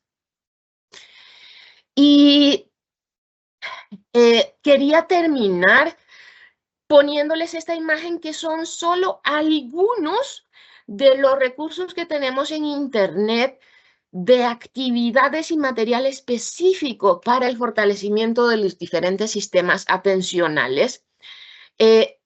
Personalmente utilizo con mucha frecuencia estos 4 lugares. Y por más que diga, bueno, tiene un nombre bastante largo, el sonido de la hierba al crecer, y ustedes lo escriben así todo pegadito, sin espacios. Este es diseñado específicamente por padres de familia y personas especialistas en el trabajo de personas con autismo, pero los recursos que ahí tenemos no son exclusivos para personas con autismo. tenemos aquí en estos, entramos y no sé, buscamos atención dividida para segundo grado o actividades de atención selectiva para primer año de cole, una cosa así. Y vamos a encontrar bellezas que tampoco es como de sentarme a quebrarme la cabeza de que, ay Jesús, ¿qué voy a hacer? Ya hay mucho que está hecho y que es sin duda de aprovecharlo. Y bueno, temporalmente era terminar a las 2:30, pero me pasé 5 minutos, sin embargo, yo creo que no estamos tan mal de tiempo. 2:35 y gracias por la atención, por ese esfuerzo atencional que cada uno de ustedes ha realizado para pues seguir en esta cantidad de ideas que hemos estado compartiendo, esperando que les sea de provecho y nos vamos enfocando hacia compartir un poquito más directamente. Mil gracias. Muchas gracias a la experta ponente, señora Viviana Carazo, por cada una de las ideas desarrolladas sobre la temática trastorno por déficit de atención e hiperactividad. Ahora vamos a iniciar con el espacio de preguntas y comentarios que nos han realizado a lo largo de la exposición.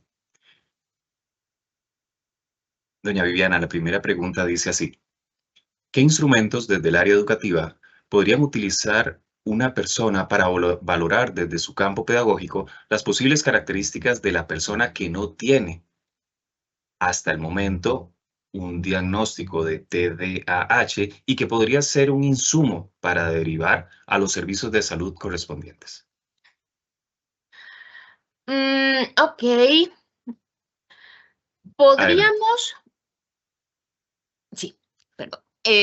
Podríamos pensar en, bueno, si tenemos acceso a este material que hemos utilizado, o si buscamos en Internet estos criterios diagnósticos de déficit atencional, nosotros mismos podemos llenar esa lista de cotejo y redactar una referencia, porque vemos, ah, caramba, mira, en relación con inatención tenemos check en estos aspectos, o respecto a hiperactividad o impulsividad, también tenemos otros elementos.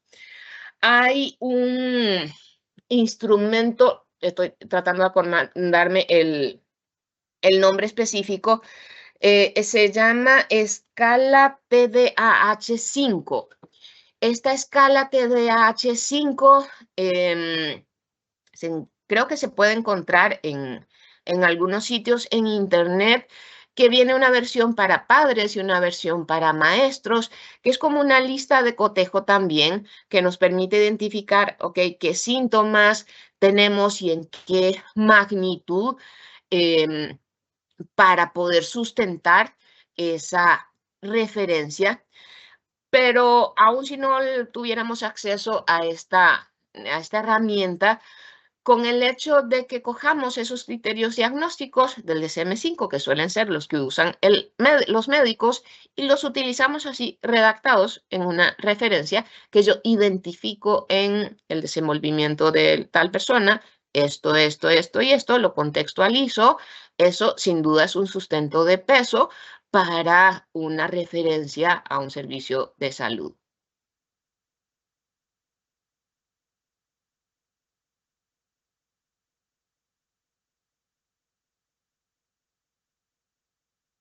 Muy bien, vamos ahora con el primer comentario. Una persona de manera anónima nos comenta: muchas gracias por el tema facilitado. Es necesario que recordemos y repasar conceptos relacionados con nuestro quehacer de aula, desde nuestra formación, para la mejora educativa de nuestros estudiantes. Esto lo comenta una persona docente. Seguidamente, la siguiente pregunta. Dice: ¿es posible facilitar recomendaciones generales o específicas para padres de familia dentro del espacio del núcleo familiar? Adelante, doña Viviana. Súper importante el tema que esta persona nos trae a la luz y sobre el tapete, porque tal vez sí era un poco el objetivo, enfocarnos en el trabajo de aula, pero el trabajo en equipo con la familia es un elemento indispensable en cualquier proceso de apoyo y mediación pedagógica, y el déficit atencional no se escapa de esto. Además de ese trabajo conjunto, en donde precisamente va a ser la fuente mediante la cual generalmente uno se entera de cuáles son esos intereses, esas motivaciones de la persona estudiante, que le gusta, qué se le facilita, qué no. Pautas básicas que uno dice hay que repasar con la familia porque suelen representar puntos comunes que hay que ajustar. Las rutinas, el hecho de que esa persona estudiante tenga rutinas claras, previamente establecidas y conocidas, o sea, no es que a mí se me ocurren y esta va a ser la rutina, sino que, o sea, la conversamos, si es necesario, la escribimos, hacemos un cuadro con dibujitos, etcétera. El hecho de que, por ejemplo, llegas de la escuela y vas a, no sé, comer, y después vas a sentarte a hacer tareas o a estudiar. Hasta después de hacer tareas o estudiar, es tiempo de ver televisión o salir a jugar. El hecho de que, no sé, la televisión se apaga a X momento, de que se come en determinado tiempo y en determinado lugar, de que tenemos una hora en época de clases específica para irse a acostar y a dormir, que esto no es cuando a la persona estudiante se le antoja, lo mismo la hora de levantarse. Esas rutinas claras lo que generan es estabilidad y son indispensables, diría uno, para todas las personas, pero con más razón para alguien con dificultades de atención. Esas rutinas claras y, por el otro lado, las consecuencias también muy bien establecidas. Si yo cumplo con esa rutina, tengo consecuencias concretas, positivas y negativas. No estoy hablando para nada de castigo, pero si no terminé, qué sé yo, la tarea, pues no hay televisión, o si no quise hacer la tarea, no hay televisión. Si no cumplís con esto, pues no hay tiempo de juego. Aquello que está dentro de la rutina, que constituye algo bonito, caramba, vamos a tener que cambiarlo. Y es una forma de bien responder a esos intereses, de utilizar la motivación a nuestro favor y de seguirle enseñando a esa persona que todas las cosas que hacemos y dejamos de hacer tienen consecuencias. Y eso es fundamental. Pero básicamente uno diría familia, rutinas claras y reglas con consecuencias previamente establecidas también.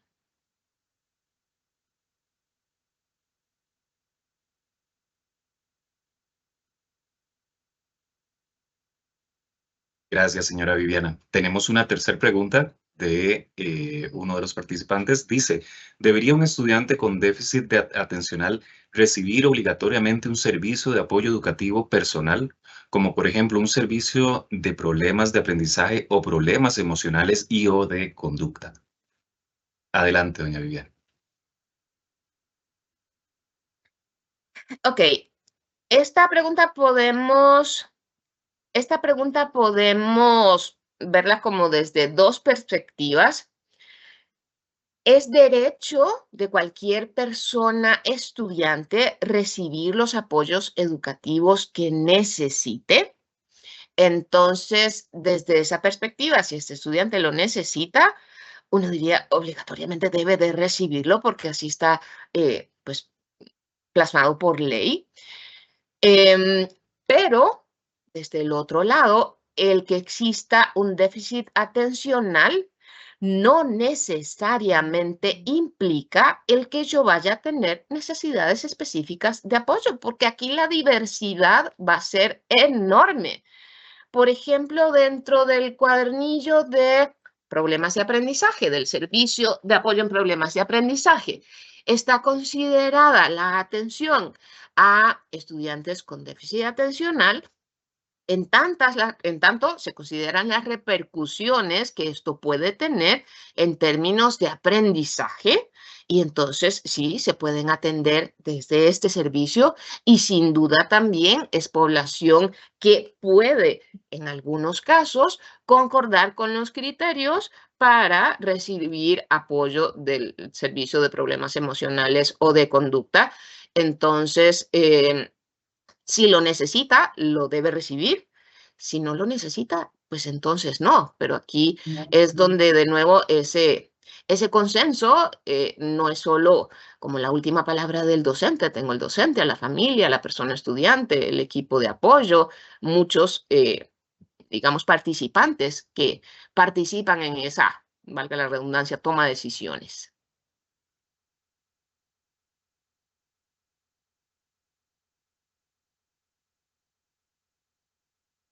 Muy bien, la siguiente es un comentario, pero también viene incluida una pregunta. Es de una profesora que también es madre. Entonces dice lo siguiente: muchas gracias por toda la información. Me parece súper interesante el tema, tanto como madre y como docente de muchos niños, pero qué difícil en ocasiones cuando uno es el maestro de grupo y da solo clases 1 o 2 veces a la semana. En mi caso de idioma, ¿cómo hace uno para ayudar a los estudiantes en este tema, al ser un idioma que no es su lengua materna? Además, como madre me gustaría saber cómo hago para que la docente de mi hijo pueda aplicar algunas estrategias. Eh, Después de mencionar en algunas ocasiones la situación y ver la frustración de mi hijo de no poder completar parte de la materia o de las actividades que se le solicitan. Adelante, doña Viviana.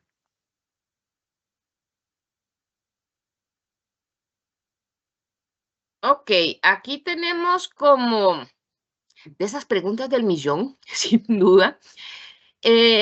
Cuando tenemos un grupo y digamos que a uno le pasa, a mí me pasa similar en, no sé, ya en las clases en la universidad, y los veo 1 o 2 veces por semana, nada más. Si uno no ve ese grupo todos los días, no es mi grupo a cargo, etcétera. ¿Qué es lo que sí tengo que considerar? Uno diría tratar de hacer esas clases emocionantes, bonitas, dinámicas. Las clases rutinarias y que son siempre lo mismo, eso es aburridísimo y eso no va a ayudarle ni a ese niño que le cuesta más poner atención ni al resto. Entonces, el cómo planifico mi clase, diría uno, punto número 1, la actitud que estoy reflejando también en el momento de dar la clase. Si estoy aburrido, si estoy tenso, si no lo estoy disfrutando, eso se transmite. Entonces, mi propia actitud es sumamente importante, aquello de la novedad, de la emoción, que lo transmita yo de aquí hacia allá es súper importante. Y con solo que empiece a tomar eso en cuenta, la variedad y el elemento emocional, aunque esté cambiando de grupo constantemente, voy a aumentar las probabilidades de que los estudiantes dirijan su atención hacia el tema de la clase. Ahora, la segunda parte de la pregunta, en cómo hacemos que el docente de mi hijo o de mi hija aplique esto. Ya le he dicho, veo la frustración en mi hijo, y digamos que la persona docente no ayuda mucho. Y en este caso comparto su frustración. Es una verdadera lástima, y no solo lástima, sino a veces tragedia. Y nosotros, los docentes, deberíamos ser más conscientes de cómo lo que hacemos y dejamos de hacer de verdad afecta no solo a los niños, a los estudiantes, sino a sus familias. El hecho de que uno cada año cruce los dedos para que le toquen buenos docentes, para que la niña o la teacher que aparece ese año le entre con ganas, lo pueda entender, lo motive, le haga clases bonitas. De hecho, tengo clarísimo cuando más chiquitilla cambié a mi hija de escuela, cuando agotamos todos esos recursos y no dije, puchica, no, ni para atrás ni para adelante. Y la cambié de escuela y llegó como al tercer día de clase con una sonrisa y me dijo, mami, me explican. Yo pregunté y no se enojaron conmigo. Y, chica, eso debería ser lo común en las personas docentes, pero tal vez cuando no tenemos esa posibilidad de cambiarlo de escuela y tenemos que seguir estando ahí, y aunque a veces nos convirtamos en esas mamás o papás que dicen, "Ay, la que friega", sí, yo soy de que sí, hay que fregar y hay que estar ahí y decir, quiero trabajar en conjunto, y si estoy pidiendo esto y no lo estoy pidiendo por favor y lo estoy pidiendo sustentado, y si usted no me hace caso, entonces voy hacia el comité de apoyo, y si no, voy hacia más arriba, porque no es justo que un niño empiece a dudar de sí mismo y a no disfrutar ese proceso de aprendizaje por culpa de la dispedagogía. Y entonces ahí es donde digo, no, pues tienen a nosotros los adultos para defender ese derecho. Y aunque poniéndose del lado docente, a veces hay papás que, ay, Jesús, ahí viene, pues sí, ahí viene, porque es un papá que va a estar ahí presente, entonces yo le diría, no se dé por vencida.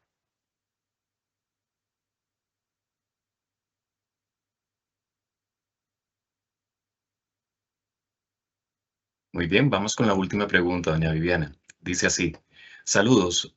¿Los profesores pueden hacer en conjunto con el Departamento de Orientación referencias al EVAIS para que les refieran o hagan un diagnóstico médico? Adelante, doña Viviana.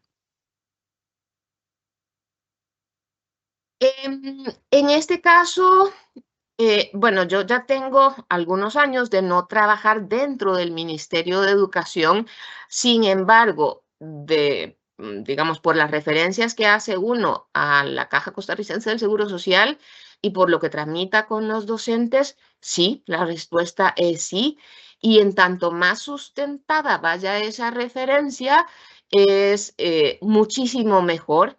Ahora, hay que tener claro toda la tramitología de nuestro sistema de salud, y que del EVAIS va a ir hacia la clínica que correspondan, o hacia el Calderón, o al hospital, o al hospital de niños, y de ahí entra a lista de espera, por ejemplo, qué sé yo, si es la unidad de desarrollo del de niños, y entonces tengo que esperar que el otro médico evalúe y vea, y hasta que, digamos que el asunto se atienda ya a nivel médico farmacológico, pero sí, esa referencia es posible de hacer.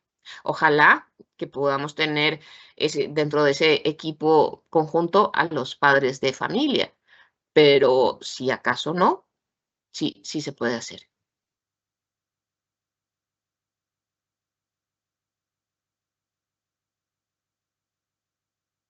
Agradecemos por las consultas y comentarios realizados a la invitada, señora Viviana Carazo. Agradecemos también a todas las personas docentes y funcionarios que se conectaron a este webinario. De igual manera, a la experta expositora y al IDP por el apoyo para realizar esta actividad. Les recordamos nuevamente, por favor, llenar el registro de asistencia del evento, el cual se encuentra en el chat, y recordarles que este webinario está siendo grabado y se subirá al canal del Instituto de Desarrollo Profesional en YouTube. De esta manera, damos por concluida esta actividad. Reitero nuestro agradecimiento y que tengan un excelente día.